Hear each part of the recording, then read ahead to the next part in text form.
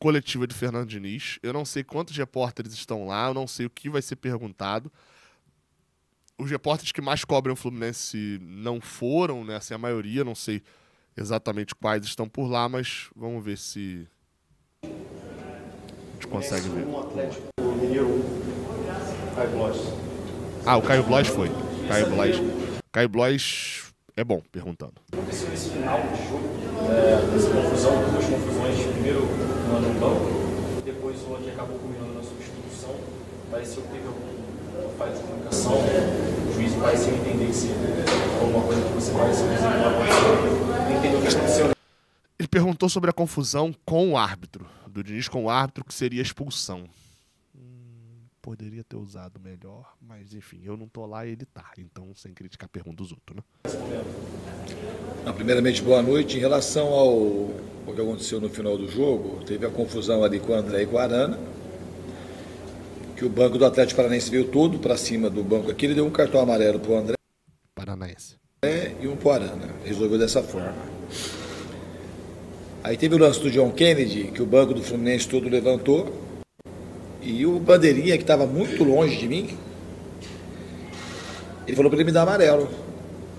E aí ele falou para mim que ele me deu amarelo porque o nosso banco levantou e eu era responsável pelo banco. Foi o argumento que ele usou, sendo que com o Atlético Paranaense, o juiz foi e Paranaense aplicou cartão amarelo para as pessoas do banco, não deu amarelo para o Felipão. E se ele fosse usar o mesmo critério, então quando o banco do Atlético Paranaense veio todo aqui, ele tinha que dar cartão amarelo para todo mundo, ou senão pelo menos dar para o Felipão. Ele não deu amarelo pro Felipão, não? Na Globo apareceu pro Felipão. Não foi pro Felipão, não? E a minha reclamação com o bandeirinha foi essa, o argumento que ele usou. Agora ele está usando um argumento que eu reclamei assintosamente, mas não foi isso que ele falou. Porque todo mundo reclamou, de onde ele estava não dá para saber nada do que foi falado, ele estava muito longe da gente. Agora está com uma segunda versão, lá do banco as pessoas ouviram ele falando que... Não foi, né? Não foi pro Felipão, estão falando aqui, a Globo corrigiu depois. Me deu amarelo por conta que eu era responsável pelo banco. E como eu tinha 2 amarelos, eu falei assim, eu tenho 2 amarelos, vou ficar fora do banco porque você vai fazer um negócio desse, que não tem critério. Primeira vez que eu tomei cartão amarelo, porque os bancos levantam sempre, eu não vejo ninguém dar cartão amarelo pro treinador, porque ele levantou, porque o banco levanta. Mas ele resolveu dar cartão para mim.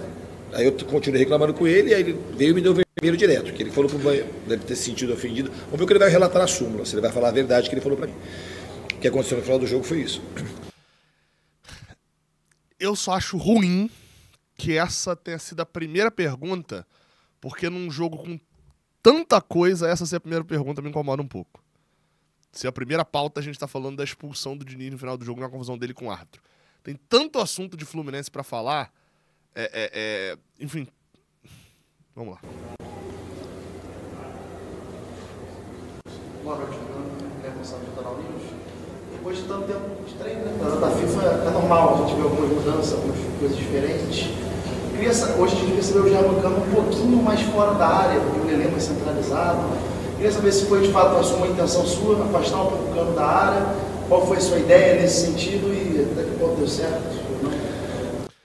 Mudança, para quem não entendeu exatamente aí, mudança tática do posicionamento do Germancano, né? Não foi muito afastar o Cano da área.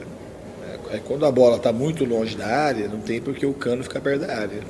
Tem que estar perto da área, os jogadores, quando a bola vai ser cruzada, quando ele vai estar perto para fazer o gol. E ele está mais à vontade com o time, em alguns momentos ele percebeu que tinha espaço para ele recuar, e foi mais intuição do Cano. E é muito, muito válido isso, é uma questão dele se sentir de fato mais à vontade para jogar um pouco mais recuado. Mas não foi uma orientação tática dele ficar recuando para poder jogar como se fosse às vezes um meia. A intenção não era essa, não. Queria que você falasse o que você acha que deu certo no jogo do Fluminense hoje, o que deu errado, também comentasse a ausência do Marcelo, o que aconteceu com ele. Foi o Gustavo Garcia do GE agora, então tem bastante gente cobrindo lá então. O Gustavo é porque o Gustavo já é de Volta Redonda, né? Por isso que não foi ninguém. Marcelo teve uma virose, ele viajou com a gente, ficou no hotel, já estava passando mal de manhã. Ele viajou com a intenção de que ele pudesse, de repente, jogar se ele melhorasse, mas acabou que ele até teve uma melhora no meio da tarde, mas mais perto do jogo ele voltou a piorar, estava febril e com muita dor de estômago. A gente resolveu não colocar porque ele não estava em condições de jogar.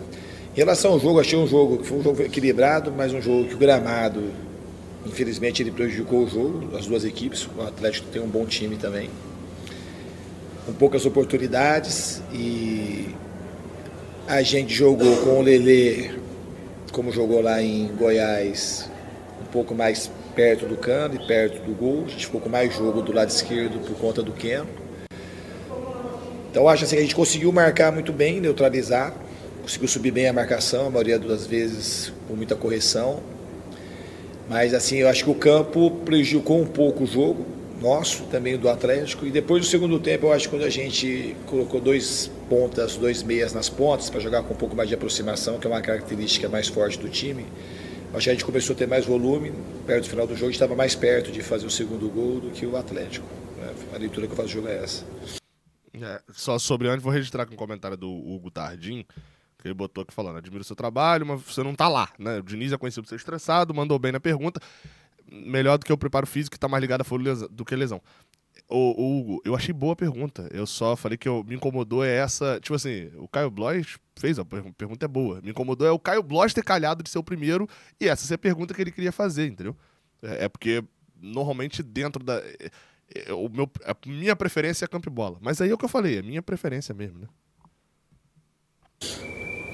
Denise, Boa noite. hoje foi o 8º jogo seguido do Fluminense sofrendo gols, tendo sua defesa vazada. Eu queria que você fizesse uma análise.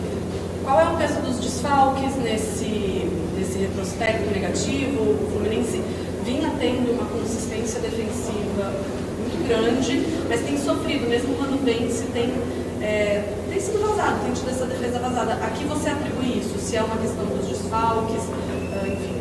Eu não acho. A análise da defesa a gente tem que fazer o número de chances que se oferece para o adversário. Hoje, acabou que o gol do Atlético foi um gol contra. Se tiveram mais uma ou outra oportunidade, principalmente chute fora da área.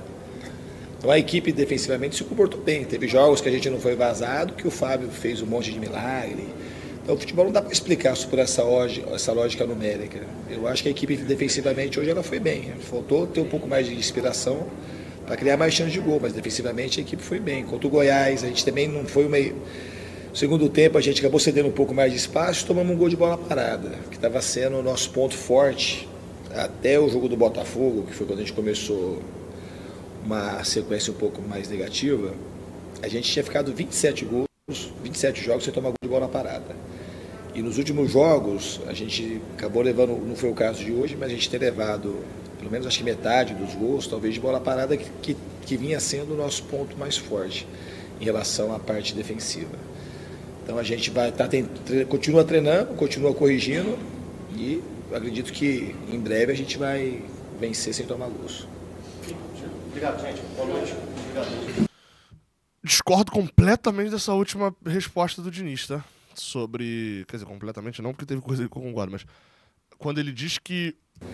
E nos últimos jogos, que começou uma sequência um pouco mais negativa, a gente tinha ficado 27. Não, é um pouco com essa lógica numérica. Eu acho que a equipe defensivamente hoje ela foi bem. Faltou ter um pouco mais de inspiração para criar mais chance de gol, mas defensivamente a equipe foi bem. Contra o Goiás, hoje não foi vazado, que o Fábio fez um monte de milagre.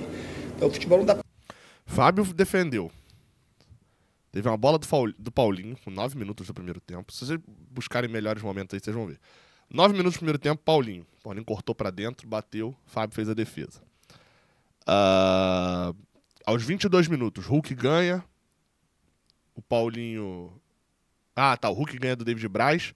O Nino não cobre o Paulinho, né? Paulinho sai cara a cara, bate esquerda, Fábio fez outra defesa. Aos 23 minutos teve um chute fora da área do Hulk, o Fábio fez a defesa. Não achei uma chance assim perigosíssima. Teve o gol contra, beleza, também não é uma chance perigosíssima, mas é de uma bola aérea. Hulk no contra-ataque 3-3 bateu pra fora, outra chance que o Galo teve. E no segundo tempo a gente ainda teve Pavon cortando da direita pra esquerda, tipo o lance do Paulinho com 3 minutos, Fábio fez a defesa, espalmou no ângulo. Uns 6 minutos, um erro de saída de bola do Cano. O Paulinho deu de letra, o Fábio precisou fazer a defesa. E com 18 minutos, um lateral cobrado errado, o Pavon ajeitou na direita, o Mariano bateu e o Fábio precisou fazer a defesa. O Atlético Mineiro teve pelo menos 6 chances de gol, tirando o gol. 5 ou 6 chances de gol, tirando o gol.